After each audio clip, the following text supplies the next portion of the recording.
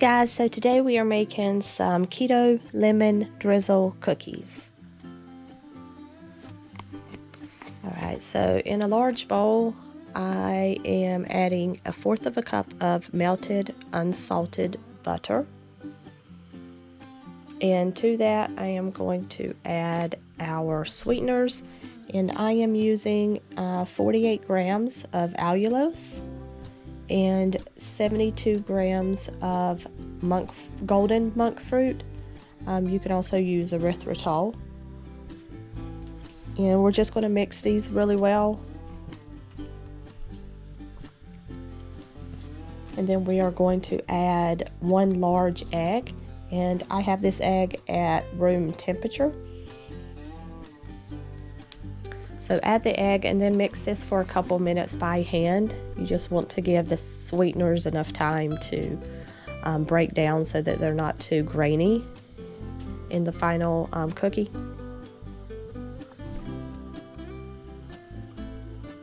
So once you have that mixed well, we are going to add our lemon extract, and you can add anywhere from 1/4 to 1/2 teaspoon. I would not suggest going over 1/2 teaspoon, as it will give it sort of a chemical taste. So I use 1/2 teaspoon, and that seems to be plenty. If you want to add some fresh lemon zest, that would also help bring out the lemon flavor. I just didn't happen to have a fresh lemon at the time of this video, but you could definitely add some lemon zest at this point. And then just mix that in really well. And then you are going to add your baking soda, 1/2 teaspoon, your xanthan gum, 1/4 teaspoon, and just 1/4 teaspoon of regular table salt. And mix those in really well. And then we are going to add our flours. So you are going to need 74 grams of Lupin flour and 12 grams of almond flour. And then mix those in completely until no dry spots remain. You don't have to worry about mixing it too much, as there isn't any gluten formation in these cookies. So just mix it really well. And for those of you who are new to Lupin flour, I would not suggest tasting the batter, as Lupin flour does have a bit of a bitter taste to it.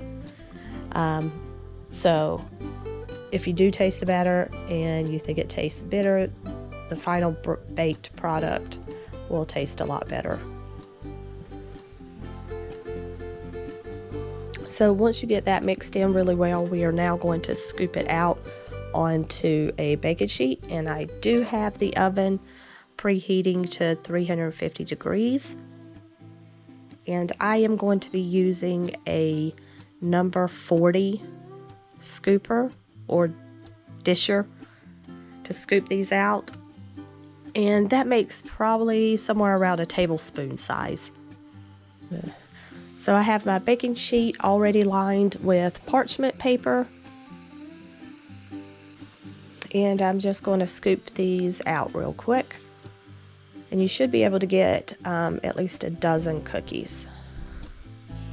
So after you scoop them out, you're going to want to just lightly press them down just a little bit. Don't flatten them all the way. And then you're going to pop these into the oven for about 7 minutes. You'll know they're finished once the edges of the cookie have turned light brown. And so you're going to pull them out and just let them cool on the pan while you make the drizzle.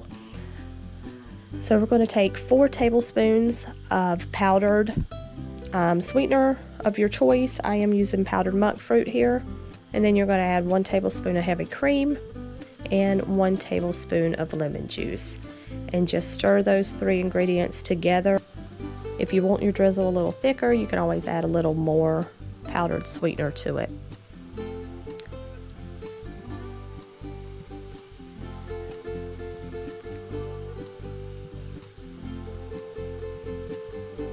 Then once your cookies have cooled, you will now just drizzle the icing over the cookies You could totally dip the cookies in the icing. You can just pour the icing onto the cookies, whichever way you prefer.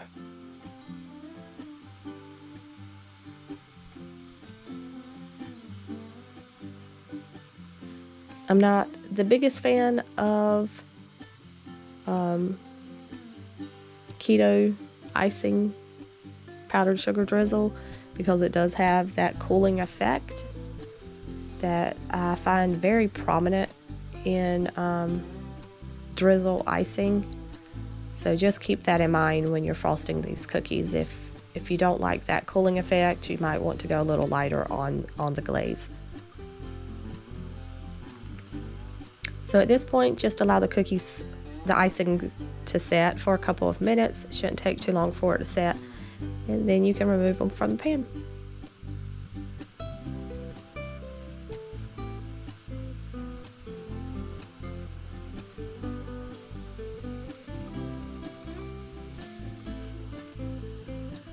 Alright guys, so thanks for joining me today, and I hope you guys try this recipe out. If you do, I'd love to know what you think in the comments below, and I will see you guys in the next video. Bye!